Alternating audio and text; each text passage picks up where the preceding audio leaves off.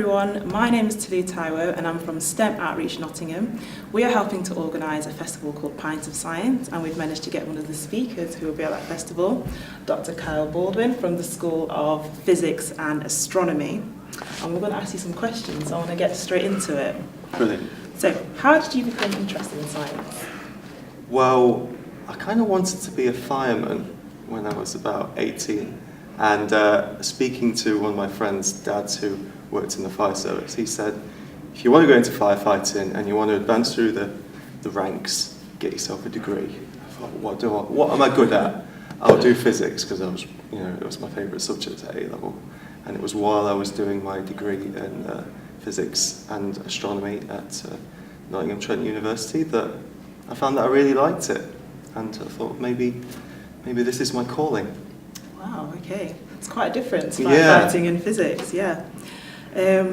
So what would you say was the most unexpected thing you've learnt from your journey? So I guess what I've learned is that working in science is completely different to how you learn about science in school.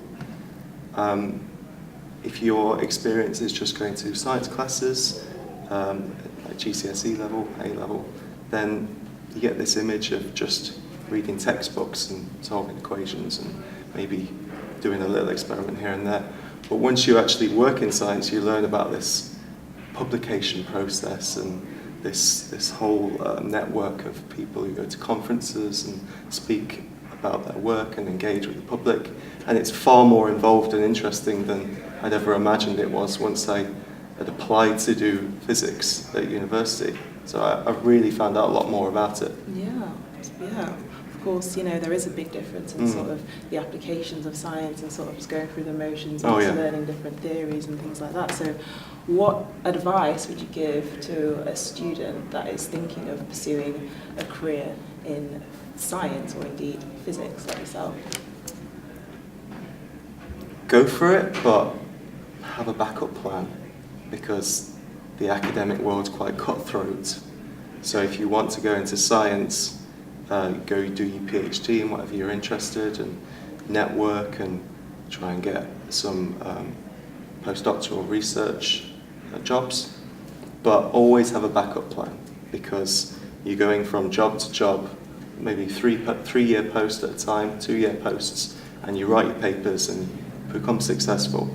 But there's a point where if you're just jumping from post to post, then it kind of sets you back a little bit, because you have to be then applying for fellowships, and if you're just in research, then you might get to the age of 40 and you've not got a permanent position, and then you're in trouble. Yeah. So if you're in your, say, 3rd or 4th postdoc and it's not looking like you're going to get a permanent position anytime soon, make sure you've got something to fall back on. Yeah, it's all about the safety net, isn't it? Yeah. So describe an ordinary day. What do you get up to? Well, I work in a lab with a very high field magnet, so every time I get into work I have to think about what's in my pockets. No keys, no wallet, no phone. So walk in the lab, put them away, safe. It's the first thing I have to think about.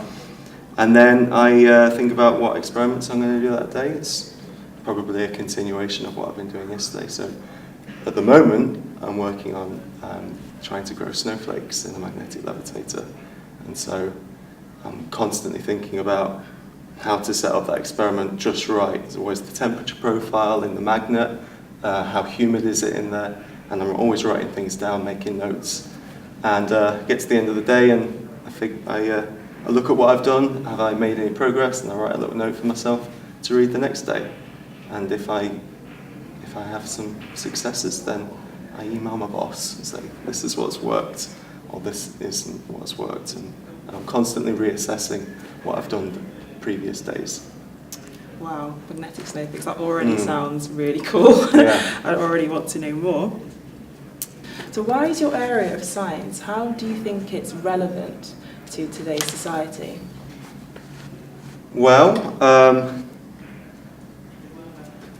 in some ways, I try and not think about that, because if you get too bogged down in the economic outputs of what your research is going to have in the immediate future, then you can set yourself back from having unexpected results. So, for example, in the process of NASA trying to get good at going into space, they got good at doing loads of other things along the way.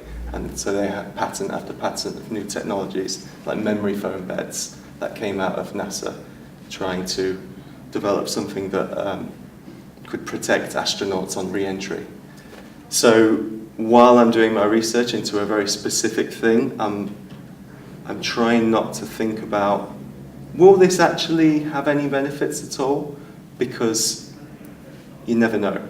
And if you get yourself too bogged down in that, then it can set you back a bit.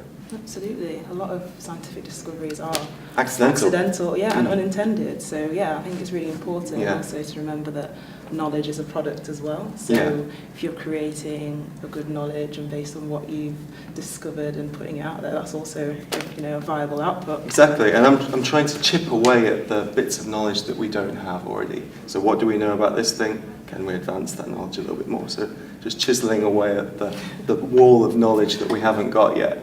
And if something good will come out of the specific thing that I'm doing, fantastic.